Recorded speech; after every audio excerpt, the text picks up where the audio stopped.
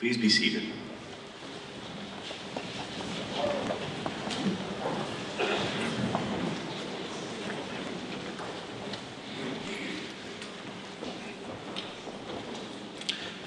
We gather today to celebrate the installation of the Honorable Perrin Beatty as the second Chancellor of UOIT. May our proceedings reflect the warmth and dignity of the occasion.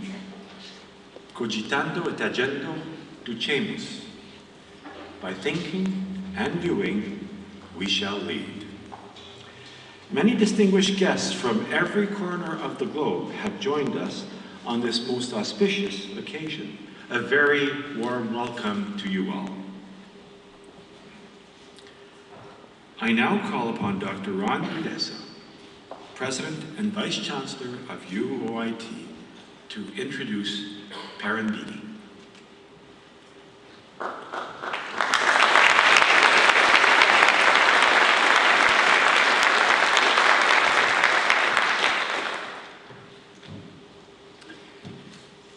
We are here today to witness the installation of the second Chancellor of the University of Ontario Institute of Technology.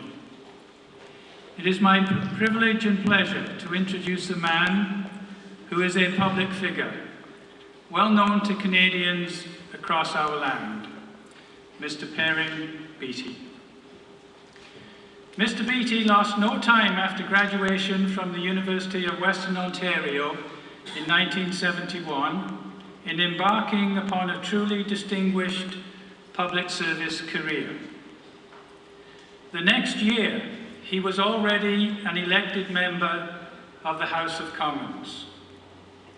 Before the decade was out, Mr. Beatty had been appointed to the federal cabinet, with the added distinction of being the youngest person in the history of Canada to have achieved such recognition.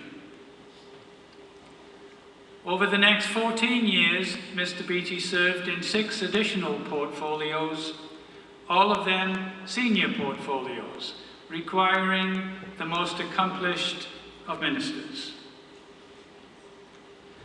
After the 1993 federal election, the knowledge and experience of Mr. Beatty, gained at the highest of levels, was in great demand in the private sector.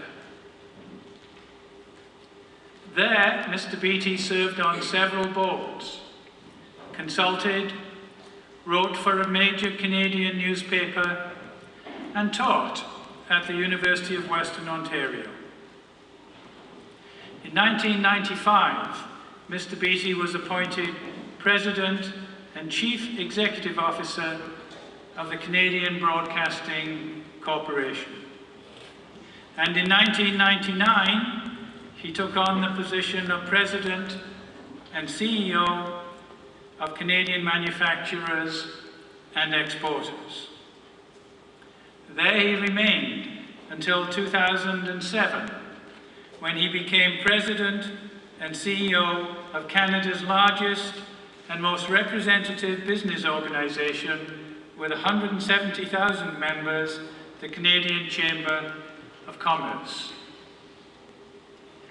Mr. Beatty remains active on a number of Canadian government advisory committees and councils, and we are delighted he now adds the university to the many organizations which have benefited from the generous and selfless gift of his time.